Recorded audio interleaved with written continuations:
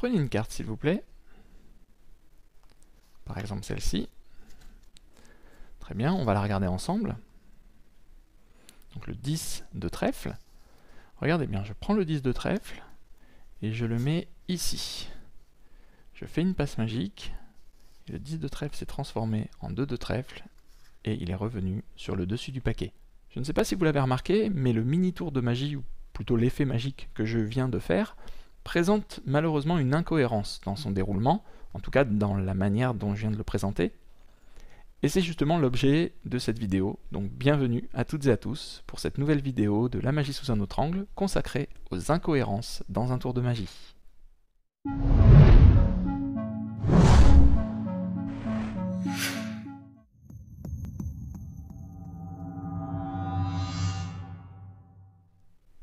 Comme son nom l'indique, une incohérence traduit une absence ou un manque de cohérence ou de logique.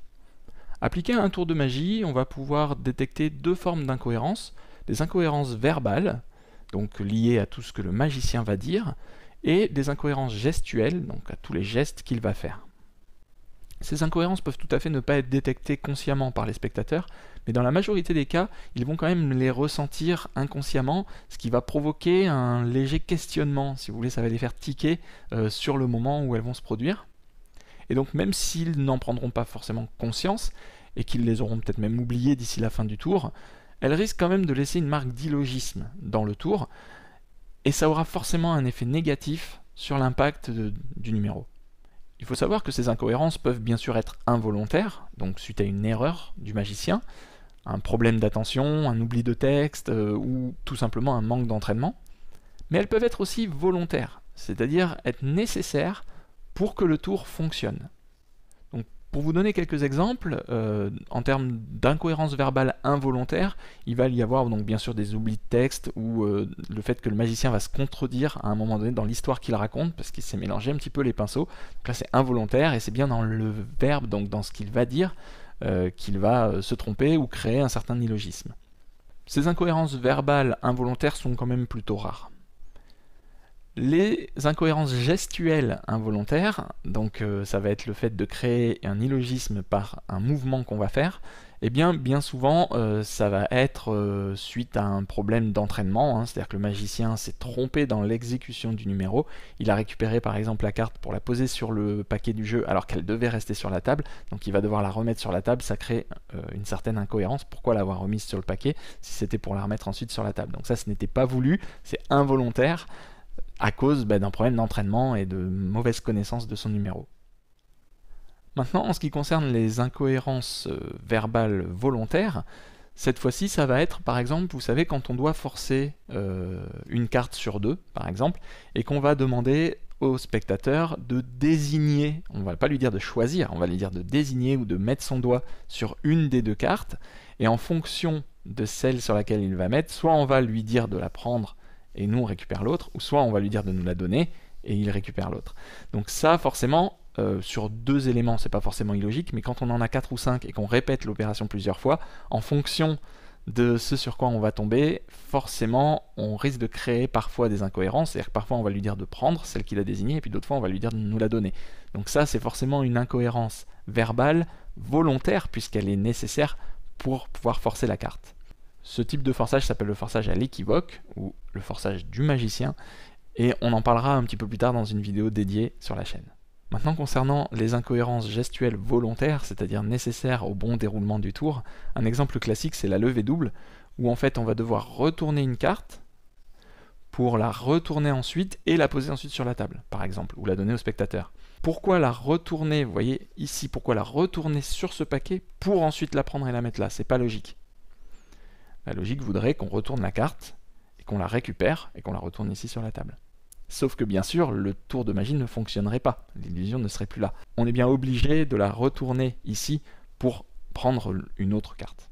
Un autre exemple d'incohérence gestuelle volontaire, qu'on retrouve assez classiquement dans la magie des pièces, c'est le fait d'avoir une pièce par exemple en main droite, pour la mettre dans la main gauche, pour qu'ensuite elle revienne en main droite. Rien ne justifie en fait ce changement de main. C'est-à-dire que la pièce par exemple est sur la table. On va la ramasser en main droite pour la jeter dans la main gauche, en tout cas faire semblant, pour ensuite pouvoir faire la passe magique. Mais logiquement, on devrait la ramasser directement avec la main gauche. Il n'y a aucune raison de la ramasser avec la main droite pour finalement la mettre dans la main gauche. La main gauche est tout à fait capable de ramasser une pièce. Donc vous voyez, ça c'est illogique. C'est une incohérence, forcément, mais elle est nécessaire, encore une fois, pour la bonne réussite du tour. Puisque si je ramasse la pièce avec la main gauche, pour qu'elle puisse réapparaître en main droite, il va bien falloir que je fasse quelque chose. Donc de toute façon, il va falloir faire un geste ou quelque chose pour qu'elle revienne dans la main droite. Donc pour la bonne réussite du tour, on est obligé finalement d'avoir cette incohérence. Donc vous l'aurez bien compris, l'objectif ça va être de diminuer au maximum le nombre d'incohérences pendant le tour de magie, c'est-à-dire de ne pas créer d'incohérences involontaires, et de limiter au maximum le nombre d'incohérences volontaires, c'est-à-dire celles qu'on est obligé d'amener pour la bonne réussite du tour. Mais pour cela, il faut avant tout en avoir conscience. Et oui, c'est vraiment le point d'entrée, avoir d'abord conscience des incohérences volontaires, c'est-à-dire nécessaires à la bonne réussite du tour, pour ensuite pouvoir éventuellement les gommer, les transformer, ou les justifier si on est obligé de les conserver. Et c'est justement ce qu'on va voir dans la dernière partie de la vidéo.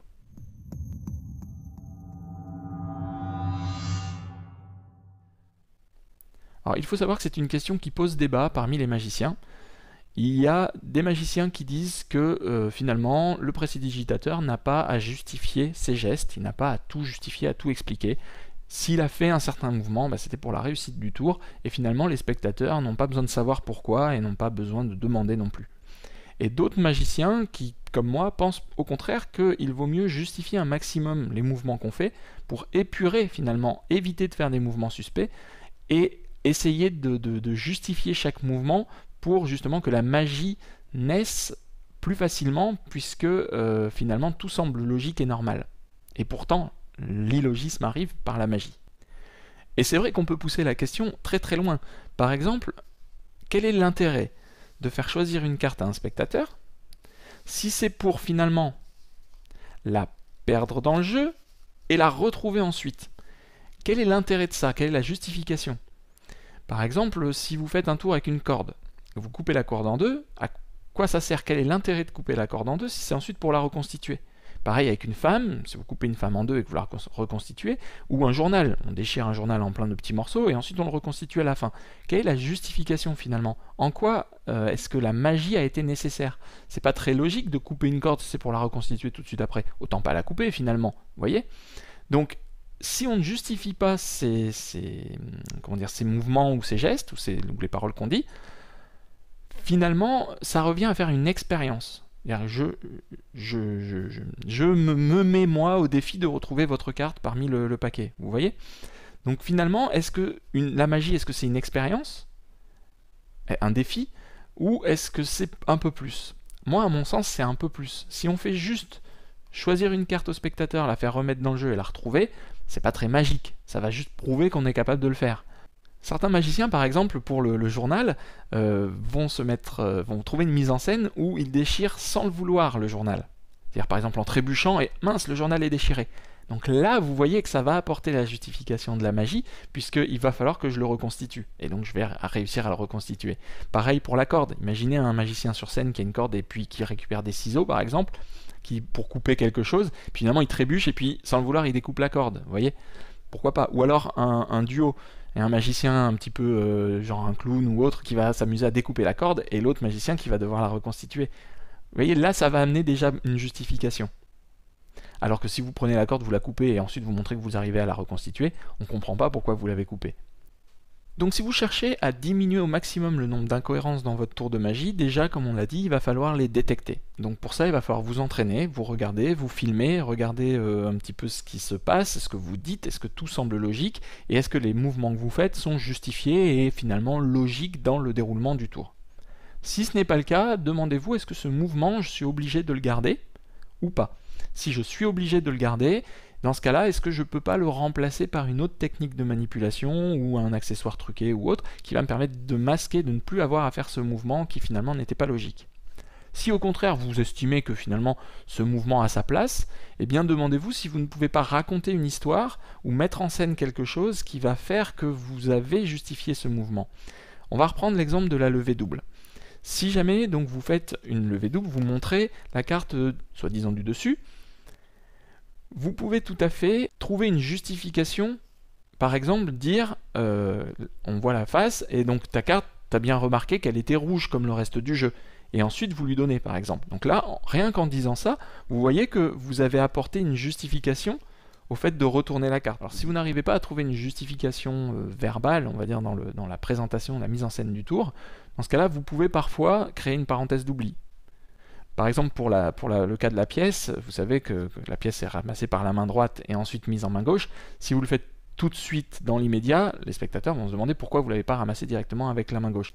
Alors que si vous prenez la pièce, vous la mettez dans la main, et là vous parlez un petit peu, et ensuite vous la mettez dans la main gauche, enfin vous faites semblant de la mettre dans la main gauche, et bien là, avec cette parenthèse d'oubli, vous allez amener justement presque une justification, enfin le mouvement va sembler beaucoup plus logique et naturel, puisque finalement vous avez ramassé la pièce, vous avez parlé, et ensuite vous avez mis la pièce soi-disant dans l'autre main. Donc là ça semble déjà un petit peu plus logique que de l'avoir prise et de l'avoir mise tout de suite dans l'autre main. Si jamais vous êtes malgré tout obligé de faire le geste et que vous êtes obligé de l'enchaîner, la levée double est un très bon exemple, puisque là vous ne pouvez pas vous permettre de faire une parenthèse d'oubli. Admettons que vous ayez fait une levée double, vous avez montré soi-disant la carte du dessus, donc là vous pouvez parler, il n'y a pas de souci, mais la problématique elle vient ensuite, c'est quand je vais retourner la carte pour la lui donner. Mais là vous ne pouvez pas créer une parenthèse d'oubli, parce que si vous retournez la carte, que vous discutez, et qu'ensuite vous lui donnez, on risque de se douter que vous avez fait une manipulation peut-être pendant qu'on a parlé, donc finalement c'est un petit peu dommage, parce que c'est pas le cas, vous n'avez rien fait du tout. Donc là on est obligé de retourner et de donner la carte tout de suite. Et bien dans ce cas, il n'y a pas grand chose à faire à part être sûr de soi. C'est-à-dire il faut que ça semble anodin, il faut presque que le spectateur se demande finalement si vous vous êtes rendu compte de cette incohérence. Donc il faut être sûr de soi. En gros, vous parlez, vous retournez la carte, vous lui donnez, vous expliquez quelque chose et voilà. En gros, plus vous prêterez d'attention à ce que vous êtes en train de faire, c'est-à-dire si vous regardez vos mains au moment crucial ou si vous hésitez, eh bien les spectateurs risquent de plus le voir et de plus s'en rendre compte. Si au contraire vous êtes sûr de vous, vous faites le mouvement comme si c'était normal, comme s'il n'y avait pas d'incohérence finalement, il y a déjà beaucoup plus de chances pour que les spectateurs ne le voient pas et ne se rendent pas compte. Enfin, vous pouvez également détourner l'attention du public en faisant une misdirection. Au moment où vous allez faire le mouvement suspect, vous pouvez tout à fait déplacer un objet ou parler, ou lever les yeux et puis poser une question par exemple. Attention bien sûr à ne pas être dans un temps fort, c'est-à-dire un moment où l'attention des spectateurs est à son apogée, parce que là vous risquez, si vous faites un détournement d'attention, vous risquez effectivement soit de vous faire prendre, soit de casser le rythme du tour. Je vous renvoie à la vidéo dédiée à ce sujet. Et donc en ce qui concerne le tour que j'ai présenté en introduction de la vidéo, eh bien l'incohérence réside dans le fait que le spectateur a choisi sa carte, on l'a retournée, et ensuite j'ai récupéré sa carte pour la retourner sur le jeu, pour ensuite la replacer sur la table.